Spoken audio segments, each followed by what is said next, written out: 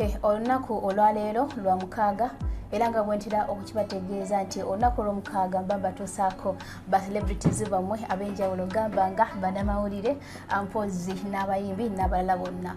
Olunaku olwaleero ate nze naani ngenda kubanga mubanjulira mubwangu ddala abasinga mumumanyi naye nga gyebaleko gyonna gy'otuusizzaako engalo gwe wenna ali ku Nyundo Media gyebaleko gyonna gy'otuusizzaako engalo olunaku olw'olwaleero nga bwe mukiraba olunaku olwaleero mbaleetedde ani Alani Cruz abamu gumanyi nga Mama Brighton tusanyusa okulaba.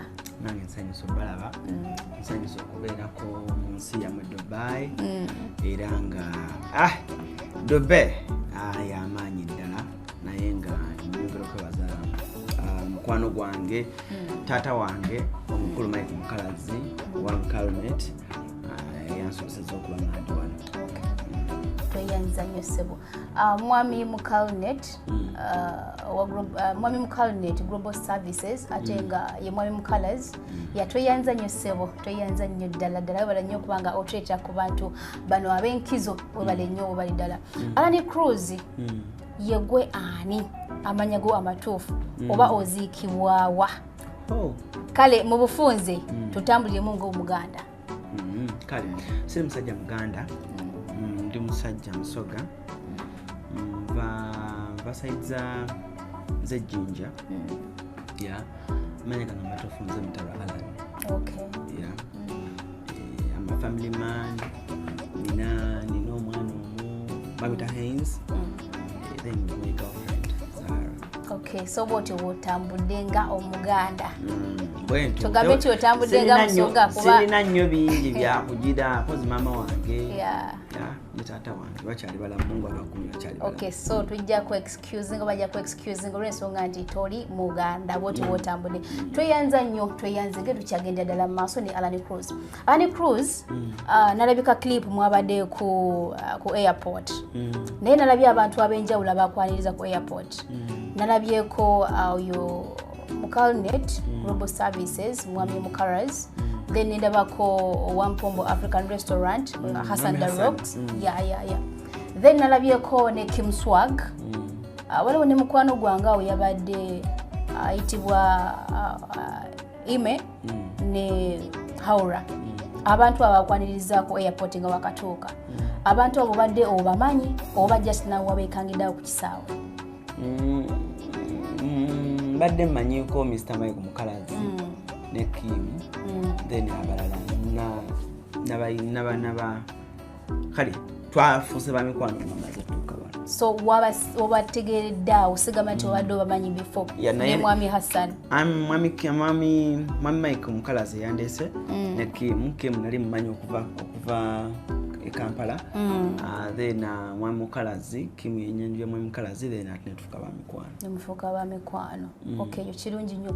Naye wawulidde otya okulaba nga abantu ab'enjawulo badde ku kisaawe nga bakulinze n'ebirabo ne bakuwa ebimuli mulinga gwe wawulidde otya? Ekisooka before even I reached where they were nga sinatuuka we bali nalabye abantu ku kisaawe abawala abavubuka bonna Cruise buli omu abaali alinze abagenyi be naye of course owulira that gundi welcoming manchitente like abantu ku kisaawe oba bannayuganda babadde ku kisaawe nga essanyu lingi and many of them they weren't expecting me. Okay. So babadde surprised okulaba. So ate ne Kim naye yabadde takimanyi. Yogera amazima. Wallahi. Yabadde takimanyi. Kim yabadde takimanyi tinzija. Kati yagenze okujja ku airport nga takimanyi nti nazze kusinkana gwe. Bamugambye tulina abagenyi betugenda onnona. Era abalabye Cruise exclusive udani wetegeza ka video kina postinze. Kim yali amanyi ngenda kujjanga ennaku z'omwezi nga 25 guno mwezi. So netutesa ne Mr. Mukalazi ne tumugamba no tumuwe surprise. So Mr. Mukalazi nakola ebintu ne banne n'ababulirako group endala yabadde waawo. Then Kim yatwekanze bwekanze. Okay. Tweyanziza nnyo tweyanzege tukyagendera maaso. Mpozi Alani Cruz wajjewa eyo idea ey'okujja Dubai era kiki ekyakuleetese e Dubai mu bufunze yabadde ensonga ki Dubai nze nja kugamba nti Dubai nazze kola business ne Mukalnet bamuyite Mike Mukalaze oza aina business yato ayingiza abaana we Kampala ng'abaleeta Dubai. Okay.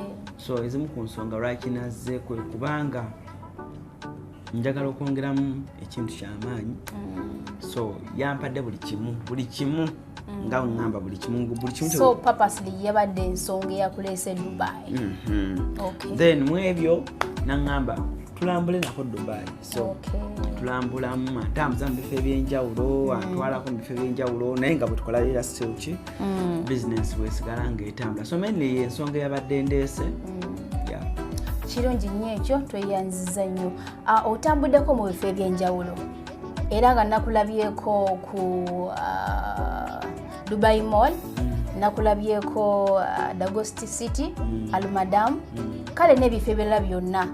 Naye ng'otunulidde ebifo ebyo byonna ng'ogasegase mbadde nsaba osiigire oyo yenna akulaba ekifaananyi ekya Dubai naye atatuuka ngako wanene Dubai at least naye gyali abeere ng'asobola okubaako bufaananyi Dubai efaanana etya.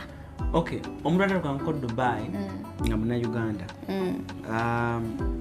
Bw'oba obadde obeera Uganda ekisooka okwaniriza ly'ebbugumu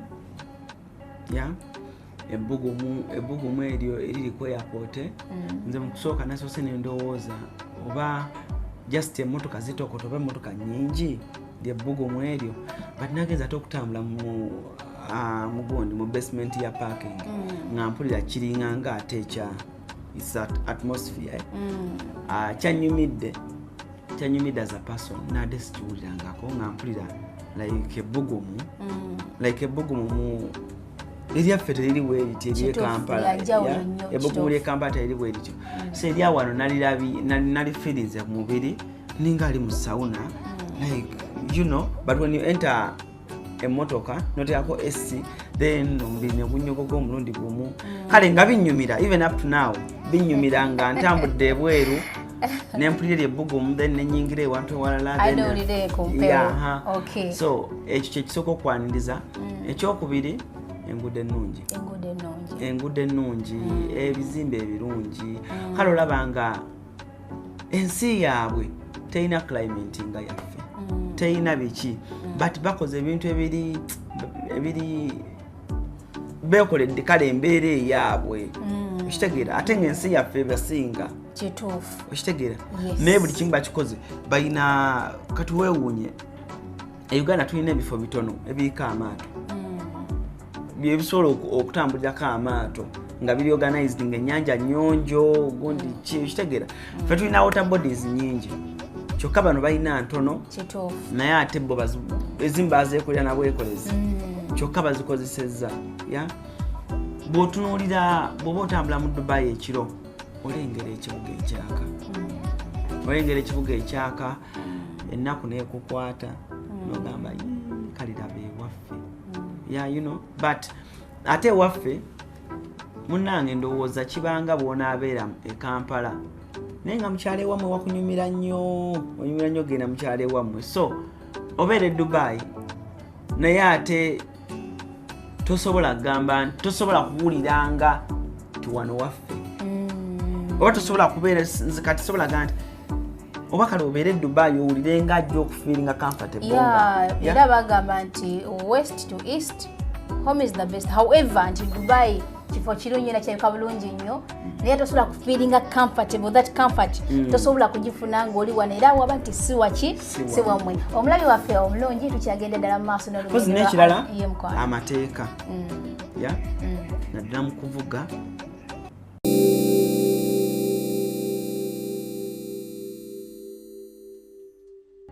so n'ekirala amateeka nalabye ngaye n'abantu okusala balinda ebitaala bibate basale ow'ebigere okutambula tomala gasalimbira te buli wamu pavement ez'abantu ziba z'abantu aye tosangayo wa bigere okitegeera kale mwana ensi yaabwe eri organized amateeka gakola okitegeera omuntu actually nze Kampala emotoka sigivuga sivuga motoka e Kampala naye ati wano nalabye nga kyangu kyekivugano okuvuga emotoka e Kampala oba e Kampala tuvugisa fujjo ow'ekibuli yayitawo e Kampala tulina guno omuze teekayo omutwe like ngovuga emotoka but this time round naze Dubai tewali byasosaayo omutwe gwe wenyigeeyo tugende bibeera ku mateeka bwekiba nti wabigere yasala of course kikulaga nti wabigere yakola ki yasala nasala oba nga batadde emotoka nekola ki neita kakati Alan Cruz nga bw'otunyumiriza oba nga otusigidde ekifaananyi kya Dubai okusinziira ku ngeri gy'ogirabyemu then okusinziira ku nkulaakulana Dubai kwetambulirako ku kika ekyawaggulu nga gwe kundowoozayo n'ennaku etono z'obadde muneeno n'ebyolabye byonna olowooza kiki ekyeta Dubai okuba nga ekulaakulana ku sipiidi yayiriyire? mateeka gabe gakola ate basetinga ensi yaabwe nti munnansi agw'omugwira gwakolerera munnansi okitegeera nti natuuse wano ngambuuza eri edduuka lyani nti oyo Mupakistani oyo Abapakistani oli muyindi oli mu Filipino oli mugundi nembuuza bannannyini nsi balionaga tosobola balaba wano munnansi talina budde bubeera mu dduuka ya nibanga babeera Abu Dhabi eyo nagenza ogendako Abu Dhabi nga kale it's a silent city ebowa but it's a good city naye nakirabye neŋŋamba eno omugwira yakolerera munnansi ekituufu nnyo ekyo oza kutuwaayo kiki ekirala ng'oggyeko ekyo ekyakuba nti amateeka gakola n'okuba nti omugwira yakolera munnansi emmere ye Uganda like you can't miss home food kuba waliwo omwami waluwombo restaurant Hassan bambi agezaako kulanga Abannayuganda bafuna ekintu kyabwe ng'ekyewaka which is good. Mpozi nga tuvuddeko awo nakulabyeko mukana akatundu akamanyikiddwa nga Al-Madam the Ghost City kale Sharjah naye obadde wakatuuka mukafaako kiki ekyaze mu bwongo obwo oba kiki walowoozezzaako nga wakatuuka mukafaako kebagamba oba akagambibwa nti emizimu oba emisambwa gyagenda maaso ne gibeera nga gigoba abantu ku kafaako ne gibuutikira kubanga gyasitula omusenyu ne gubuutikira amayumba obadde wakatuukawo ng'ofunye ku story eyo ki ekyakugidde mu bwongo obwo? Mu kusooka bwe twali tugendawo saakitutte so serious nga tuli mu kkubo tugenda kuba baŋŋambye omusenyu gwabika ennyumba gwabika amayumba but then bwe natuuseewo nendaba ebikomere ebyali ebiwanvu ng'omusana omusenyu gwabibikka then netulabwenga it's real n'omusenyu mungi tebafunye muli obutya nti oba oliawo emizimu egyo wegyawo nawe gisobola okutwala kabuddeyo saabifunye kuba I'm a strong believer saatidde saakoze eki but nadde njagala kulaba radio omusenyu ogwo gwabika gutya amayumba then ne baŋŋamba wali amayumba amalala then wanseeyera nga tukyagenda mu maaso ne Alan Cruz amannya nabagambye enze ennyondolo zeeti era nga tulina Alan Cruz ku Nyondo Media program okutambula kulaba okudda kunyumya era nga tukyagenda mu maaso tovaako mpozi genda maaso beere ng'osubscribinga gwe wona tasubscribinga nga osharinga ewaka waffe olikinge natera okomentinga ejjukira nti buli okomentinga tugenda maaso n'okuba nga tumanyi kiki weetaaga gwe omulabi waffe bwe tuba tukolawaako ono sifa bagenda okuba nga tukola ki nga tumulaba mwabakola ki mwaba mulaba tukyagenda mu maaso tovaako mpozi Alan Cruz n'ekirala Dubai nga bw'ogirabye ogitambuddeko wootambudde kiki kyogamba nti kino kinsanyusizza mu Dubai era kiki kyogamba nti however Dubai n'ogindabye kino ndabye kiri nate kino kyo kinyiizizza? Marina ensanyusizza nnyo. Marina is a nice place. Yeah? Enyuma okulaba enyuma okujjuzamu ebifaananyi enyuma biki bantu kale siganya abala bajja kugamba eri ku Burj Khalifa biki but Marina nze ng'omuntu ekifo ekyo ekya Marina kyansanyusiza nnyo nakirabye nga owekubya ekifaananyi omuntu nalowooza wabadde ku wallpaper okitegeera omuntu natakkiriza nti ekikuli emabega eno kiri real ya but mwana kale abasajja bakola ensi yaabwe kyenyinza okubagamba natunulira omwana yansindikidde WhatsApp message nangamba ngali Uganda ekyali wange nangamba mpayo example ndi wakalaba nga kifanana ne Uganda ne mugamba tewali ate omuntu ayinza ogamba olimba wamba nimba tewali otunula wano ebifo bya wano noga wangeze ku Sheraton noga tuli mu muzannyo noga Serena noga wa part of Africa wallahi tuli mu muzannyo. Okay, kati ng'ovudde kaawo Alan nti yes Maroon yakusanyusizza nnyo n'ekiki ky'osobola okugamba nti Dubai nti I was disappointed nga wadde okisuubira kubeera wano Dubai kiki ky'ogamba nti kino kyo tekyansanyusizza e Dubai? Ekitansanyusizza tongamba nti byonna byabadde kaweewe bukakeeka kandabe ekitansanyusizza naye sigenda kulimba pozi just incidence nga nzija yeyo ketansanyusa kale ya but sinnafuna abantu abakundaga tima abantu butanjagala ya sigenda giwayiriza ensi nti oba ninamu ekintu kyenalabye ekibi. Kale okutambula kulaba okudda kunyumya ye program gyenkutuusaako ogwonna omulabi waffe owa Nyondo Media wabula tuyise mu lugendo lwa Annie Cruz yavudde Uganda najja e Dubai bingi bye tusobola okuba nga twogerako bingi nnyo tusobola n'okusulawo n'okuzibizaawo naye katwerekereza olugendo lwa Alani wabula tugendeko mu bulamu bwa Annie Cruz.